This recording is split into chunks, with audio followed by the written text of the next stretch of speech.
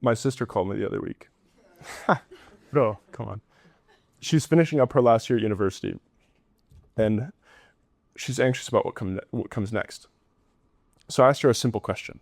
I said, what's one thing that you're orientating your life towards right now? What's one goal that you're putting all your energy into? And without hesitation, with clarity and confidence, she said, a job. But I felt this tightness in my chest.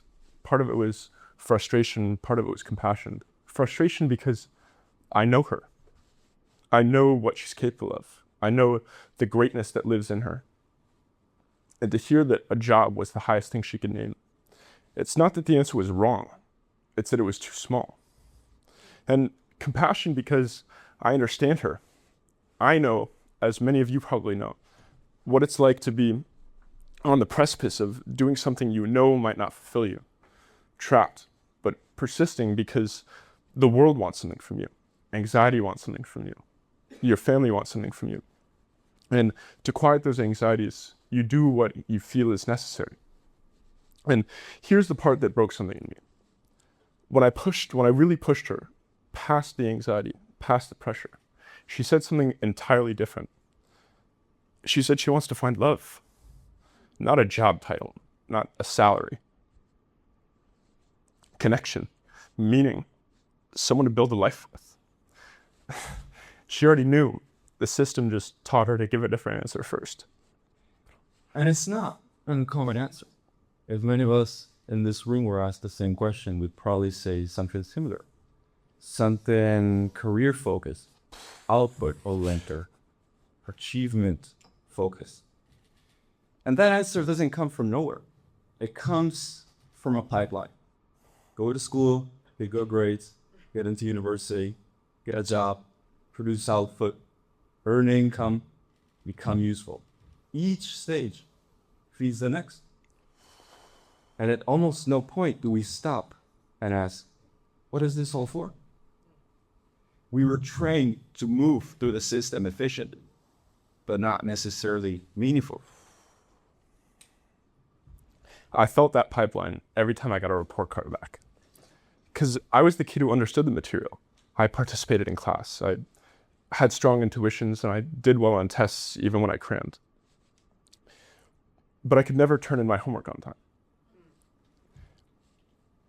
My experience inside the system of school was excruciating. Not the learning, the system. The structure that measured my worth by what I submitted, not by what I understood or who I was becoming. So every semester the same pattern. Weeks of not submitting work, and then endless nights cramming for final deadlines.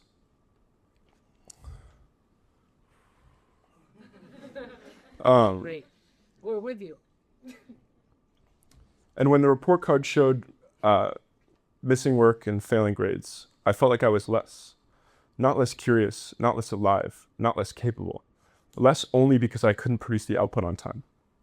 I was a round peg in a square hole. The system viewed me in 2 dimensions instead of 3.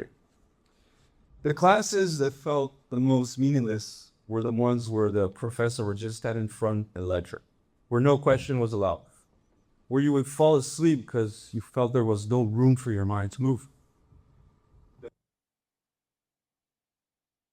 Question was allowed, where the professor made it feel like your mind was at point. In Latin, there is a word that describes what the first type of class was doing. Instruere, to instruct, to build inside, to push something in. And there's another word that describes what the second class was doing.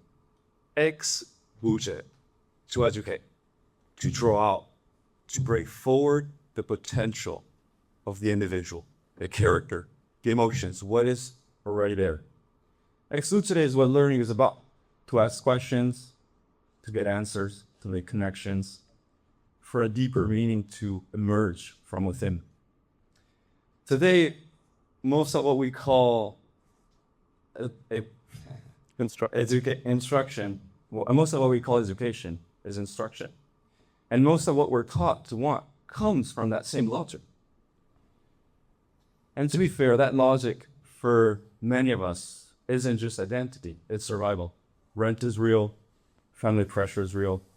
The need for safety is real. But that doesn't weaken the argument. It deepens it. Because the tragedy isn't that we have practical goals.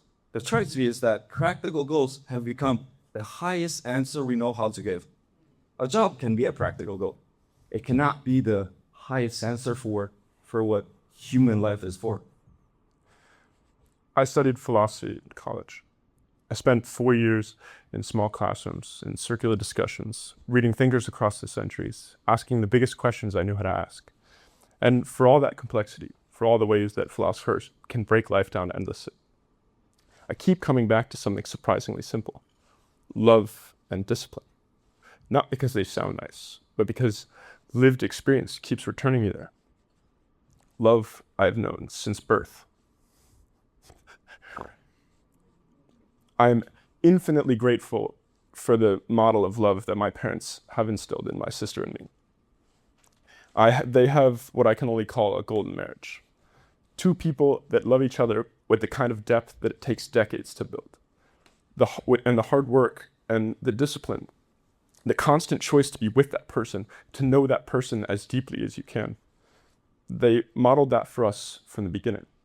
And when I say love, I don't just mean romance. I mean connection and communication with yourself, with other people, with the world you live in. I mean presence and gratitude. The light pouring through the window on a Sunday morning, breakfast cooking, being with someone you love. Even the painful parts and the pain and the suffering being part of a life you are awake enough to appreciate. And discipline. I do not mean punishment or grind culture. I do not mean turning yourself into a machine. I mean sustained care. The willingness to keep choosing something even after novelty fades. Discipline as the form that love takes over time. Because discipline without love feels meaningless. I know that from learning German in school. My professor, a very old Austrian woman, would structure class in a way where test questions were provided before the exam. And of course, there were those who would study regardless. But for most of us, we resorted to pure memorization. And it wasn't easy. It's of weeks and weeks of preparation, studying, pure discipline. And I hated it. I cursed it so much. It felt like a cage. Then, years later, I met someone special. And because I loved her and I wanted to enter her world, her language, the way she named things, I was learning. Not for an exam, not for a grade, for her. For the meaning that lived inside her words.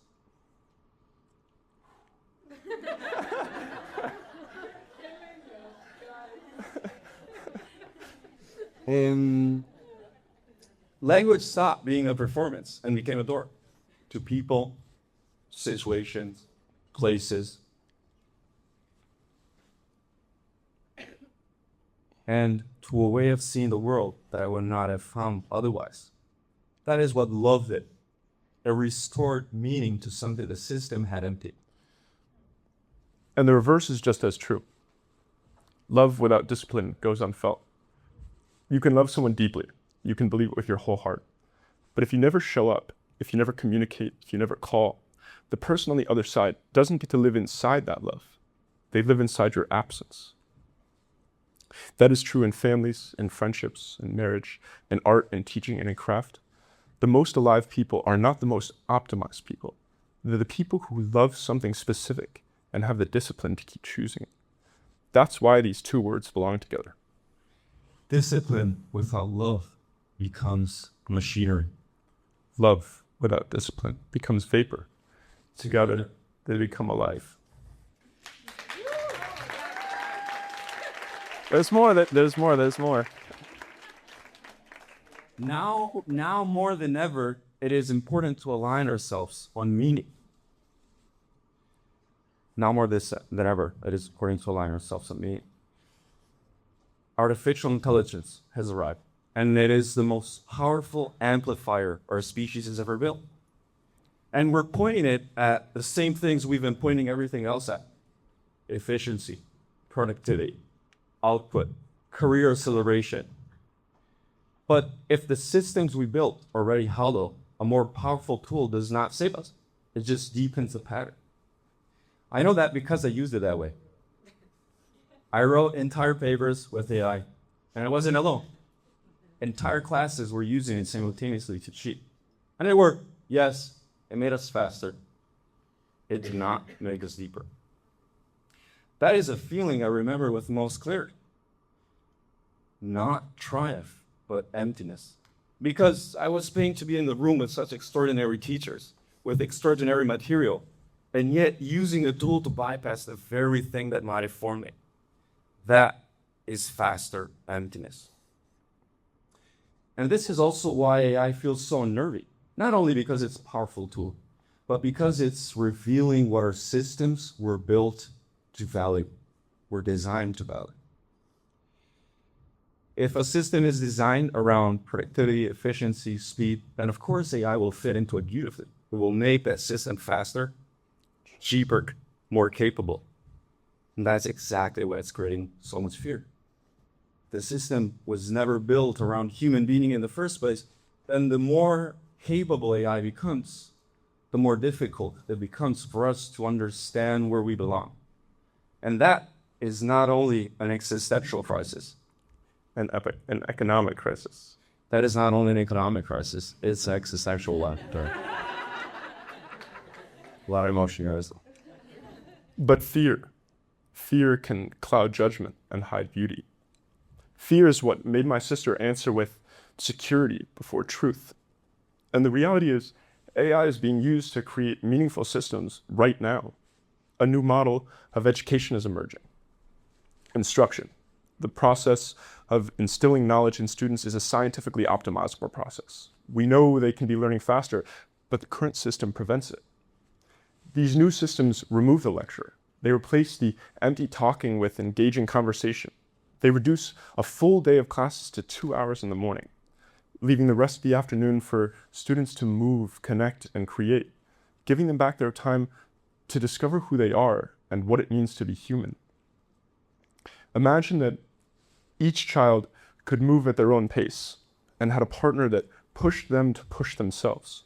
Not one teacher carrying the weight of 30 minds, but 30 teachers, each with a deep understanding of their students' strengths and weaknesses, with the ability to ask questions that draw out of each individual the full potential of their abilities.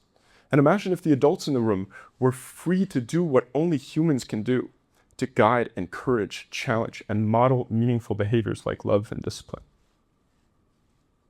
Not instruction pretending to be education, but instruction serving education.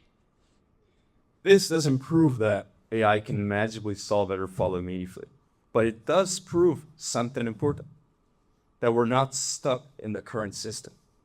And if we can start to rebuild something as old and broken as education around human meaning, then maybe this moment isn't only a warning, it is an invitation to rebuild the system around meaning first, around love, around discipline. That is a future worth building. And it begins with a better question. What do you love enough to sustain? Thank you. Thank you.